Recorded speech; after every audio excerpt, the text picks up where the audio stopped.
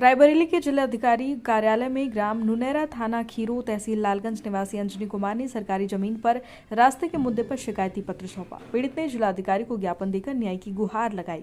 अंजनी ने बताया कि वह पिछले 7 वर्षों से जिला प्रशासन और अन्य अधिकारियों के चक्कर काट रहा है, लेकिन उसे अभी तक न्याय नहीं मिला। उन्होंने ग्राम नुनेरा में सरकारी जमीन और रास्ते के संबंध में हो रहे भ्रष्टाचार के खिलाफ कई बार शिकायत की, मगर कोई सुनवाई नहीं हो पाई। अंजनी का आरोप है कि गांव के प्रधान और पूर्व प्रधान ने सरकारी जमीन पर कब्जा कर भ्रष्टाचार किया। इसके शिकायत के बावजूद प्रशासन ने कोई ठोस कदम नहीं उठाया। हताश होकर अंजनी बोरियों में शिकायती पत्र भरकर जिलाधिकारी कार्यालय पहुंचे और वहां धरना देकर न्याय की मांग भी की।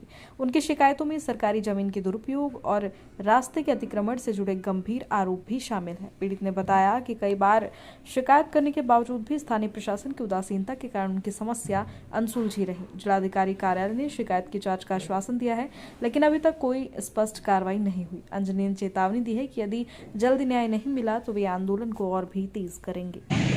क्या परिचय है आपका? सर, हमारा नाम अंजनी कुमार कुशवाहा, ग्राम सभा नुनेरा, थाना खीरो, तहसील लालगंज, जिला रायबरेली। आज जिलाधिकारी कार्यालय आए, क्या मामला है?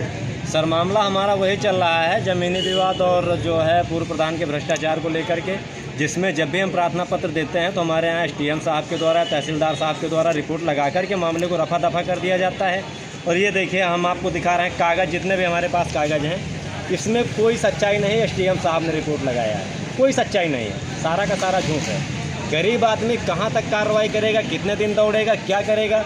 ये लोग, ये जिम्मेदार अधिकारी जो बैठे हुए हैं, ये क्या करते हैं, क्या करवाएंगे, ये कोई पता नहीं, किसी को कुछ पता नहीं है। ये अधिकारी क्या करते हैं, बैठते हैं गरीबों के कल्याण के लिए, पर ये करते हैं हकीकत में गरीबों की तरह ही बरखी। ये मैं सच्चाई बोल रहा हूँ, क्योंकि मेरे खिलाफ कभी नोटिस जारी करना, कभी दबाव बनाना, जेल में डाल देना, डालने की धमकी देना, कभी मुकदमा लिखने की धमकी देना। मैं पूछना चाहता हूं, जो करोड़ों को गमन करके बैठा है SDM साहब लालगंज से, मैं पूछना चाहता हूं, तहसीलदार साहब से पूछना चाहता हूं, जिलाधिकारी से पूछना चाहता हूं, मुख्यमंत्री जी से पूछना चाहता हूं कि जितनी कानून व्यवस्थाएँ सिर्फ गरीबों के लिए बनाई गई हैं, इनमें जो आपके कार्यकर्ता हैं, जो जनता को लूट रहे हैं, सरकारी तनख्वाह में उनका पेट नहीं भरता है, गरीबों से 100-100 रुपये वसूली कर रहे हैं, इनके खिलाफ क्या कार्रवाई होगी मुख्यमंत्री जी? इनके खिलाफ हमारे देश में संविधान में कोई प्रक्रिया नहीं है। इतनी बारिश हो रही है, ठंडी हो, बारिश हो, गर्मी हो, कुछ भी हो, हम लोग पागलों के तरीके दौड़ते रहते हैं। गरीब जनता, यहाँ पे हमने देखा किसान यूनियन के लोग बैठे हुए हैं, 7 साल बीत गए दौड़ते दौड़ते, कोई नहीं सुनने वाला है। उसी में उसकी जाएगी, या तो आपके नेताओं से पकड़ हो और या तो फिर आपके पास पैसा होगी जो अधिकारियों को जेब में डाल दो। मैं बताना चाहता हूँ, 18 सितंबर 2025 है आज। मेरे पास एक बोरी कागज़ है, मैंने मीडिया के माध्यम से कई बार बताया, लेकिन अब तो यहाँ मीडिया का स्तर, तो कागज़ों का स्तर तो ख़त्म हो गया। यहाँ तो जिम्मेदार अधिकारी जो है उल्टी सीधे काम कर रहे हैं। अगर कोई कुछ बोलेगा तो उसको या तो जेल में भेज देंगे, या तो मुकदमा लिख के लापता कर दिया जाएगा।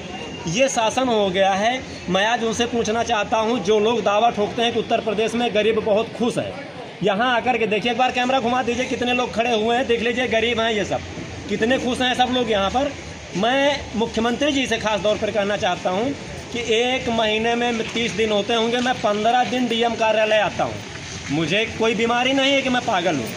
हाँ, आपके कर्मचारी वो पागल करके बैठे हैं जनता को पागल। जिलाधिकारी मैडम से मुलाकात हुई है आपकी? जी, उनसे मुलाकात हुई है। क्या आश्वासन मिला है? आश्वासन ये दिया है कि आज एक कागज आपका तहसील पहुंच जाएगा, कल टीम जाएगी। इस तरीके कई साल से चल रहा है, कल टीम जाएगी। फिलहाल टीम कहां से आ रही है, आज तक हमारे तहसील लालगंज नहीं पहुंची है, ना हमारी ग्राम सभा नुनेरा पहुंची है। हमारी ग्राम सभा में दबदबा है तो सिर्फ उन लोगों का जो सरकारी ज़मीनों पर कब्जा करके बैठे हैं, या फिर उस आदमी का जिसने सरकारी धन पे डांका डाल के बैठा है, पूर्व प्रधानपति रणधीर। मैंने सारे रिकॉर्ड DM साहब को दिए हैं, CDO साहब को दिए हैं, ब्रजेश पाठक जी को दिए हैं, केशव प्रसाद मौर्य मुख्यमंत्री जी को दिए हैं। यानी कहाँ आदमी कितना दौड़ेगा भाई, कोई एक सीमा होती है। मैंने हर एक सीमा पे अपनी कार्रवाई की है, फिर भी जांच क्यों नहीं हो रही है?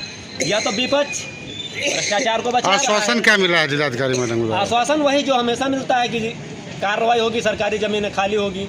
और ये अधिकारी हैं कि हमने जितनी गाटा संख्या दिया है, ये हमने आपको कागज़ दिखाया था अभी, इसमें हमारे SDM साहब ने रिपोर्ट लगाया। बताइए, एक तरफ फरियादी होगा, एक तरफ जिम्मेदार अधिकारी होंगे, किसकी सुनी जाएगी?